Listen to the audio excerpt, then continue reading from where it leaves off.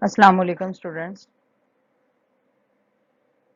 Welcome in the class of chemistry of non-aqueous solvents, and in this lecture we will study about autoionization, that is autoionization of non-aqueous solvents, and we will see that how non-aqueous solvent they autoionize, and what are the products of these autoionization reactions. Before we go for autoionization, we will see the general terms. Solution. We know that the solution is a homogeneous mixture of two or more than two substances. This is called solution. Uh, the familiar example of solutions, the most familiar one is solution of sugar in water. ठीक है, इसके अलावा soda water वगैरह, these are also the examples of solution.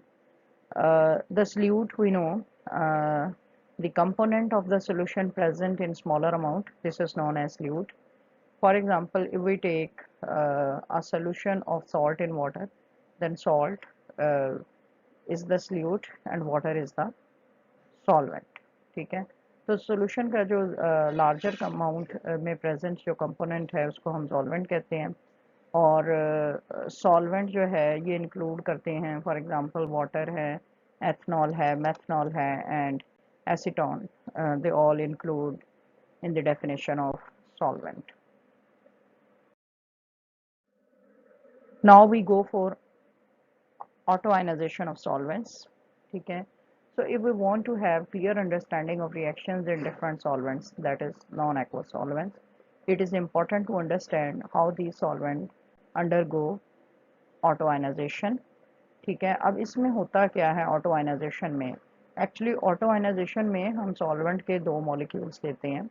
जैसे ये water है हमारे पास, इसके दो मॉलिक्यूल है, तो वाटर के एक मॉलिक्यूल में से जो प्रोटॉन है वो वाटर के दूसरे मॉलिक्यूल में ट्रांसफ़र हो जाएगा. ठीक है, इसका नतीजा क्या निकलेगा? यानी for example we have one water molecule H2O. इस तरह हमारे पास दूसरा वाटर का मॉलिक्यूल है, तो दूसरे वाटर के मॉलिक्यूल में से एक हाइड्रोजन जो है वो वाटर के पहले मॉलिक्यूल में ट्रांसफ़र हो जाएगा. ठीक है, और इस तरह से हमारे पास जो प्रोडक्ट बनेगी वो होगी H3O प्लस, और चूंकि दूसरे मॉलिक्यूल में से एक हाइड्रोजन निकल चुका है, तो हमारे पास जो प्रोडक्ट होगी वो होगी hydroxide ion which is written here. ठीक है, so this is very easy actually.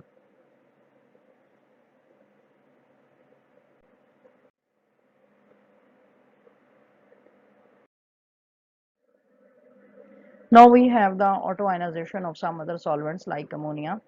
So we have two molecules of ammonia, NH3. So from one molecule of one ammonia, when one hydrogen will be transferred to ammonia molecule, then it will become ammoniamine, that is NH4 plus. And as one ammonia molecule, it will take one hydrogen, it will become amide ion NH2 minus ion. ठीक है, तो एक जो है वो ammonium ion बन जाएगा और एक अमाइड आयन बन जाएगा. Likewise, when sulfuric acid will be autoionized, the product of autoionization जो है वो होगी H3SO4 plus 1, क्योंकि ये H2SO4 के साथ यहाँ पर 2H2SO4 आना चाहिए था. तो इसमें एक H2SO4 के साथ दूसरे मॉलिक्यूल में से एक हाइड्रोजन जब आ जाएगा वो H3SO4 ये प्लस बन जाएगा, क्योंकि वन हाइड्रोजन आयन जो है this will be in excess which will be represented here by this positive ion, और दूसरा जो H2SO4 का मॉलिक्यूल होगा उसमें से हाइड्रोजन आयन जो कि इधर शिफ्ट हो गया है, तो इसलिए वो HSO4 माइनस बन जाएगा. आपको पता है सल्फेट आयन जो है उसका ऑक्सीडेशन स्टेट -2 है और हाइड्रोजन का +1 होता है, तो ओवरऑल जो है ये -1 इसके ऊपर आ जाएगा.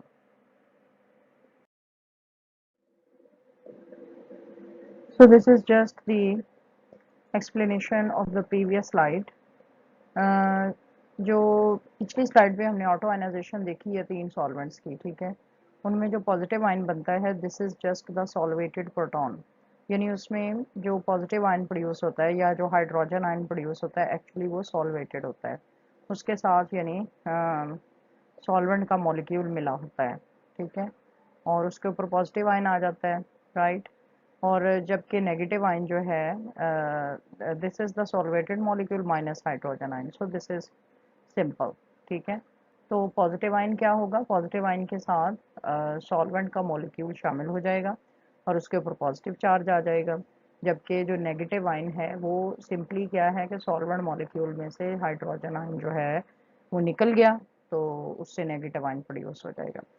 जो एक्सटेंट ऑफ ऑटो आयनाइजेशन है वो तीनों केसेस में डिफरेंट है, actually all the cases the extent of auto ionization is different. Now we have another term which is auto protolysis, ठीक है। अब ऑटो प्रोटोलाइसिस, ठीक है, यानी ये भी ऑटो आयनाइजेशन की ही एक फॉर्म है, जो आपके पास ऑटो प्रोटोलाइसिस कांस्टेंट, ठीक है, इसको हम इक्विलिब्रियम कांस्टेंट भी बोलते हैं या ऑटो आयनाइजेशन कांस्टेंट भी आप इसको बोल सकते हैं। तो हर केस में जो इक्विलिब्रियम कांस्टेंट है या इसको हम आयनाइजेशन कांस्टेंट भी, वो डिफरेंट होता है। वाटर जो है इसका जस्ट हम as a sample as an example ले रहे हैं in order to compare it with other solvent.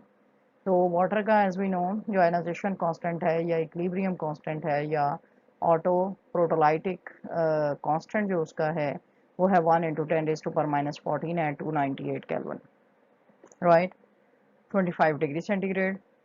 जबकि अमोनिया जो है उसका 1 × 10⁻30 है, यानी अमोनिया की आयनाइजेशन वाटर से काफ़ी कम है। टेम्परेचर एनीवेज 223 केल्विन है, लोअर टेम्परेचर पे स्टडी किया गया है रिएक्शन। जबकि सबसे ज़्यादा जो ऑटो आयनाइजेशन है ऑफ कोर्स जो H2SO4 है, इसका आयनिक आयनाइजेशन कांस्टेंट जो है वो सबसे ज़्यादा है, विच इज़ 1.7 × 10⁻⁻4, ठीक है। तो ये हमारे पास है H2SO4 का आयनाइजेशन कांस्टेंट। अच्छा, आयनाइजेशन कांस्टेंट जो है उसका डाई इलेक्ट्रिक कांस्टेंट के साथ भी डायरेक्ट रिलेशनशिप है, which we will see on the next slide. तो इसमें जो मैग्नीट्यूड है वो auto protolysis constant, this is related to the dielectric constant. Dielectric constant को हम परमिटिविटी ऑफ द लिक्विड भी कहते हैं। तो जो डाइइलेक्ट्रिक कांस्टेंट है फॉर एग्जांपल सल्फ्यूरिक एसिड का, पिछली स्लाइड पे हमने देखा कि जो सल्फ्यूरिक एसिड है उसका आयनाइजेशन कांस्टेंट की वैल्यू सबसे ज़्यादा है। Likewise you can see here कि जो परमिटिविटी वैल्यू या डाइइलेक्ट्रिक कांस्टेंट है सल्फ्यूरिक एसिड का 298 केल्विन पे वो सबसे ज़्यादा है, विच इज़ 101। वाटर के लिए डाइइलेक्ट्रिक कांस्टेंट है 78.5 at the same temperature 298 kelvin. जबकि अमोनिया के लिए चूँकि अमोनिया का आयनाइजेशन कांस्टेंट भी सबसे कम है, लाइकवाइज इसका जो डाइइलेक्ट्रिक कांस्टेंट है वो भी सबसे कम है, which is only 22। So here we have seen the direct relationship between autoionization constant, equilibrium constant and dielectric constant, ठीक है। तो जैसा कि हमने देखा कि सल्फ्यूरिक एसिड का डाइइलेक्ट्रिक कांस्टेंट सबसे ज़्यादा, आयनाइजेशन कांस्टेंट सबसे ज़्यादा है, तो इसका जो डाइइलेक्ट्रिक कांस्टेंट है वो भी सबसे ज़्यादा है। It is to be expected that greater the permittivity of the solvent, the larger will be the value of solvation energy of the ions produced in that solvent by autoionization, ठीक है। तो जितनी ज़्यादा उसकी परमिटिविटी होगी, dielectric constant होगा, तो solvation energy of ion जो है वो भी उतनी ही ज़्यादा होगी, ठीक है। यानी इसमें ये है कि सॉल्वेशन एनर्जी ऑफ आयन का परमिटिविटी के साथ, डाइइलेक्ट्रिक कांस्टेंट के साथ और आयनाइजेशन कांस्टेंट या ऑटो प्रोटोलाइसिस कांस्टेंट के साथ डायरेक्ट रिलेशनशिप है। A large value of solvation energy of an ion will result in a greater stabilization of the ion and led to the higher concentration of it in the solution, ठीक है।